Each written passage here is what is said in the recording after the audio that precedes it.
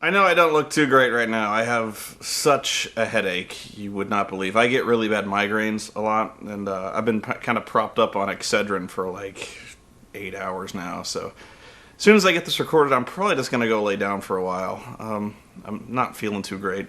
And of course, the best thing to do when you've got a throbbing, earth shattering migraine is to go see a really loud, explosion filled movie like The Expendables. Now, I just logged into my email and I saw that Brad posted his review of The Expendables, so I haven't seen it. So, but the thing is, I kind of think that Brad and I are a lot alike in a lot of ways, so I wouldn't be surprised if we cover the same ground almost like verbatim. Yeah, we tend to like the same kind of movies, me and him when we got together in Reno, we were just talking about like really obscure bullshit movies, and everyone around us was just shaking their heads like, I have no idea what the fuck is he, Bruno Mattei? Who the fuck is he? So, yeah, Expendables. Again, this is kind of a strange review for me to do. I always find myself kind of challenged by these movies that aren't really what I was expecting. And I don't know if it's going to be what you're expecting either. And I'm trying to find a way to explain it as best I could. I don't know what this movie wanted to be, you know? It's kind of funny where I'm watching this film and it's a very simple film, and yet I'm confused. I couldn't figure this movie out. I couldn't tell if it wanted to be a really serious, dramatic action movie that had a lot of weight, a lot of gravitas. Or I don't know if it wanted to be, and I think this is really what it wanted to be, was basically a throwback to 1980s action exploitation films like the Schwarzenegger era.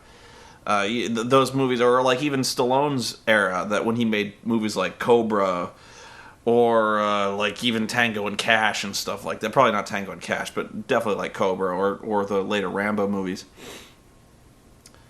I think that's what it wanted to be, and yet this film is so tonally inconsistent that it can kind of confuse the hell out of me. And the more I think about it, the less I like this film. In fact, I walked out feeling pretty forgiving against this movie, and even in the half hour it's taken me to drive home and even set up the camera and think about this, I'm really cooling on this movie fast, to the point where I don't think it's a very good film at all. And that's kind of surprising to me, because it shouldn't be this bad.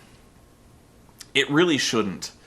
In fact, one looks at the talent involved. A huge amount of talent, actually. Like, basically all the action stars from the 80s, 90s today, and even a bunch of other guest cameos thrown in. And you know what it is? It's kind of like another movie that I really, really hated, which was War, the Jason Statham Jet Li film, which was sold entirely on the premise of you have these two awesome kick-ass, basically the defining action stars of like the late 90s, early 2000s, like Statham and Jet Li tore the shit up. And you're like, you kind of saw this movie where it, like, the entire poster was like Jet Li's head here, Statham's head here, war in between. And you looked at this film and you're like, this could not possibly suck. You just have the most two ass-kicking, awesome guys in action movies just fighting. And you're like, they couldn't fuck this up, you know? And I guess that was naive on my part to believe that. And it kind of minimizes the importance of a good screenplay, even for an action movie. This was not a good enough screenplay. To the point where, you know what I wanted to see was, you had all these awesome talents together, and I think, I don't know why I thought this, but the initial impression I got was I thought they were going to do like a Dirty Dozen movie, which was you had these really iconic stars in this really tightly knit unit of soldiers. stuck in an impossible situation. Things are desperate. You know, they think they're all going to die, and it's basically like a desperate last stand with these characters. I thought it was going to be a much more intense, less silly action movie than it turned out to be. Almost basically a throwback like The Dirty Dozen, where you have an ensemble cast that is tightly knit and a much more, I'd say, grittier. Yeah, I think that's what I'm going for. And yet, this is a really loud and stupid action movie. And for a lot of people, and myself included, that might be enough. If it was just a really loud and stupid action movie, much like the ones in the 80s. Here's the problem. This is an extraordinarily big budget, star-studded, action-packed movie with this great cast, a lot of money, and this is all it wants to be. And I think that's the real shame of the Expendables, is that it could have been so much more than it is. It could have been a really intense, striking, much more memorable film than it turned out to be. And it really is just, it's basically, it's just wasting its time. It's basically, when you're watching this film, you're watching these guys having a good time. And I'm sure they did have a good time making this movie. I'm sure they were great friends. But it's just these guys mugging for the camera, a bunch of really old action stars, almost like the ECW One Night Stand, a bunch of old guys kind of getting it together one more time and doing things, like doing what they used to do, but not doing it nearly as well. And I think that they could have done a lot better, and I know they could have done better. In fact, I've seen these guys do better. Stallone even, in Rambo, you know, like Rambo is almost, Jesus, this is almost the exact same movie as Rambo, except with just more guys in it. You know, it's like, now that you think about it, my God, you might have almost had the same screenplay with the same character, except Rambo has much better friends in this film. It's like a guy goes to a jungle country, meets a strong-willed, crusading woman who's fighting against tyranny, who gets captured by the despotic warlord, and he, after a lot of soul-searching, decides that he's going to go back and rescue her. And man, that's the same fucking movie as Rambo. I can't even fucking believe it. Jesus. Wow. Hadn't even thought about that. So many of these guys have been in better movies that I don't think, I can't blame it on their age, is the fact this is not a good film. Like, even Dolph Lundgren did, I almost hate to bring this up as a good example, but Universal Soldier, the latest Universal Soldier movie, Regeneration, I think it was, that was a pretty good movie. You know, it proves that Dolph can still go. And actually, Dolph was really good in this movie. He was one of the better parts of this movie, sorely underutilized. And I think that's my main complaint, is almost all these guys are completely unused. You know, these guys are better actors than this, or at least they were deserving of a better script than this. And yeah, it's such a disappointment that this wasn't, like, you know, on a technical level, this wasn't an offensive movie. You'd probably walk away from this going, like, that was okay. But that's the point, was this is another one of those films where you look at the talent involved, you look at the budget involved, and you look at, you know, Stallone, who's really been on a roll lately. I loved Rocky Balboa. I loved Rambo, the new Rambo. And this movie was just, eh. And this should have been awesome. I don't know if I'm making sense in that regard. I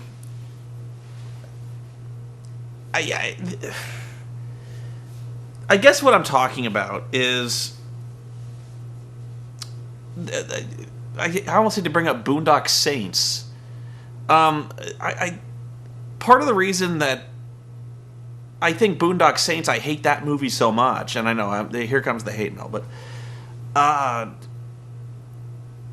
it wanted to be a certain type of movie, okay? Like, basically, the way this movie breaks down in the last act, it basically turns into Commando, Arnold Schwarzenegger's Commando, where it's just a really loud, explosion-filled climax where just hundreds of people, hundreds of, uniformed, dark-skinned people are getting just machine gunned down, stabbed, shot, rotary saws thrown in their heads, torched, burned alive, thrown into helicopters, shotgunned and just basically turned into pink mist all over the place. And that's what Commando... But the thing is, Commando was so much better. I can name... This movie wants to be one of those movies, but there's no shortage of dumb action movies. I'd rather see a good movie. This aspires to be a dumb, stupid, not very well-made action movie, and it succeeds in that score, I guess.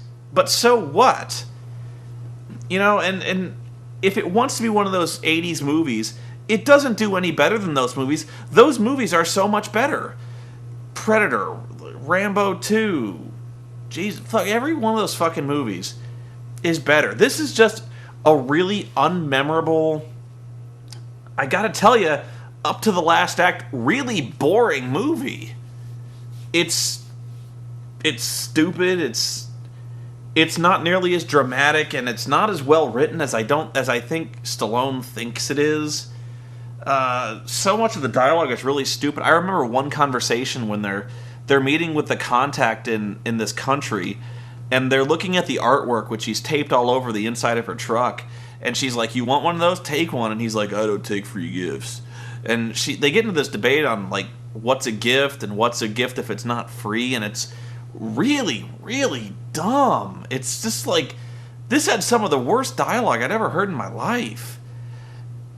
The best actors in this movie are relegated to the smallest, worst roles. Like Mickey Rourke. Mickey Rourke kicked ass in this movie, but he didn't kick any ass. But like he had the best lines in this whole film, but it didn't relate to anything. It was just him telling. It was basically him telling stories about much more interesting films that we might have been seeing. Like, he was telling the story about how they were pinned down in Bosnia fighting this warlord, and they were shot up, and they were all gonna die, and he was drunk, and he could have saved this woman, but he didn't. And, like, this was an awesome scene. I was actually sitting forward, like, this, like, Mickey Rourke is fucking tearing this up, as he always does. I'm sitting there going, like, this is fucking awesome. But there was, like 2 minutes in this movie that I was like, this fucking rules. Why couldn't we see this movie? Like, why couldn't we follow Mickey Rourke instead of this stupid, airheaded fucking action flick? And, there you go. Dolph Lundgren had actually a really interesting character arc, I thought, where he kind of, he was kind of broken inside, and I think he was supposed to be using drugs, and he was turning on the group, but he was conflicted, but, he was still friends with these guys, but he was paid, so it was like... And do they do anything with that? No, not really. I thought he was wasted as well. Almost all these guys were wasted. That's the real shame of it. When it comes to the action department, you're like, okay, but I don't care about that. I just want to see these guys get together and kill shit. They do that. They do that a lot. And, the last act, the action was good when I could see it. And that was the problem. I think I could have forgiven a lot in terms of the stupidity and in terms of the uneven tone if the action was passable. And it's not. When I could see it, it was okay. The problem is, this is probably one of the worst shot action movies I've seen in a long time. It's just too damn close. It's just too fucking shaky. That whole shaky cam business that makes things look more intense and look more kinetic? It's just too much. I can't see what's going on. I guess you could blame it on my headache. I guess you could blame it on the fact that I was sitting pretty close to the screen. I actually wasn't sitting that close. but it was just too close, too much shaking, it was too dark. There were too many edits. It was edited too quickly. It was just confusing. I couldn't follow any of it. In fact, there were several times when, there's a car chase going on. I couldn't tell who was crashing. I couldn't tell who was still in the fight. I couldn't tell, who was hurt, who wasn't, who was shot, who wasn't. I couldn't tell anything about what was going on. And it got better in the closing moments of the final scene when they're shooting up the palace. It was better, but it still wasn't that good. So, yeah, when I could see it, it was fine. But man, I don't know what it just wasn't very clear. It wasn't very well shot, and that's the hell of it. Is yeah, I don't think it gets more complicated than that. It just. From a technical standpoint, it's not very good. And I hate to say that. Man, I really wanted to like this movie. You have no idea how much I wanted to like this movie. That's all I got. I'm sorry, guys. I wish I had more to tell you, but this is just a really disappointing movie. I would suggest skipping it. It's not worth it. I'd go rent Rambo. I liked Rambo so much better. If only because, man, this was almost identical to Rambo. But why doesn't it work as well as Rambo? That's the question. This is almost the same movie. Why do I like Rambo so much more?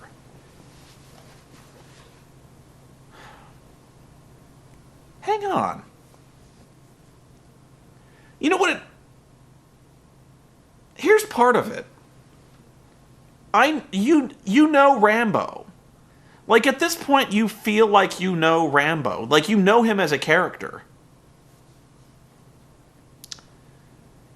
Like, I know the movies have not been consistent at all. First Blood is essentially, like, an entirely different universe than the other Rambo movies. But still, when it comes to the last Rambo movie, Stallone plays him in such an embittered,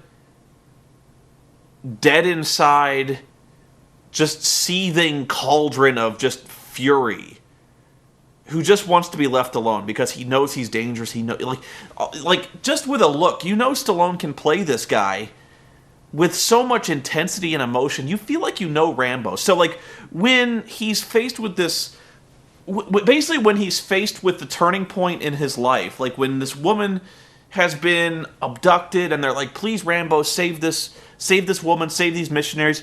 You can kind of feel the transition that goes on inside Rambo. It sounds silly because after that, the movie gets completely fucking stupid. Like, it basically becomes like Rambo turning Burmese dudes into just chunky meatloaf. But up to that point, like, you have an investment in Rambo. It's kind of silly. I feel stupid for saying it, but you know Rambo. In this movie, you don't know shit. You don't know anybody in this flick. I barely knew that. I know that Stallone's name was Barney. I think it was Barney Ross. And I think Jason Statham's character was Christmas. But beyond that, I don't know. I knew Dolph's name is Gunner, but like beyond that, I didn't know anybody. Like, I know they had stupid names. I guess they were stupid to make them more memorable, but it didn't work. Basically, you knew them by the act. They might as well have just gone in and called each other by their real names. In fact, that might have been an interesting an interesting concept for the movie. If they just went in and talked to Randy Couture and they're like, "Hey, Randy, come on," and Randy's like, "All right," or they talk to Jason Statham like, "Hey, Jason, let's mount up," and he's like, "All right, Sly, let's do this," and like, that might have actually been helpful. It's like, "Hey, Jet Li, you want to go kung fu some shit?" And he's like, "I don't do kung fu," and I don't know, like, yeah, I didn't know anybody. Like, you don't feel like you know that Randy suffered a cauliflower ear in a wrestling incident. Seriously, you know more about fucking Mickey Rourke than you do about anybody else in this movie. And Mickey Rourke's not really in this movie. He's just kind of this tattoo guy who is their mentor, or he's not even their mentor. He just gives them tattoos. Like, he used to be a mercenary, but he's not anymore. But he is so much more compelling a character than any of these guys. It's astounding. Like, how we know more about a peripheral character than we do about any of these guys. Rambo's motivation is so much clearer than these guys, which is kind of funny because the Expendables are motivated purely by money, but in this case they're not, because Stallone is like, I have to save this woman, I have to save her because she's noble, or something like that, and you're just meant to roll with it, and I don't think the movie earns that. It takes so much. Yeah, it makes such a leap of conscience. It just expects you to believe that these hard-boiled mercenaries who are in it purely for the money are willing to just throw it all aside for friendship and basically kill a South American country. Because Stallone is like, a man's got to do what a man's got to do. I don't buy it. I don't believe the movie does not earn that motivation. It honestly, and it's because the woman in question is nowhere near as good an actress. She doesn't convey that intensity. She doesn't convey that nobility. And seriously, the villains are completely unmemorable. And the sheer fact is that basically, I don't think any of us give a shit whether this country burns to the ground. Because it's full of corrupt people being manipulated by a corrupt CIA agent. There's one noble person in this fucking country. And it's this woman, and she's too stupid to leave for her own good. And Stallone is like, she's noble, I gotta save her. Like, who gives a fuck? You know, like, this is... I just don't see. These characters are mercenaries. They have such a long history of fighting, suffering, dying, going to war in these ass-crack shitholes in the world, and killing thousands of people for money. And all of a sudden, they've discovered nobility. All of a sudden, they've discovered a cause worth fighting for, and it's this woman. I don't buy it. And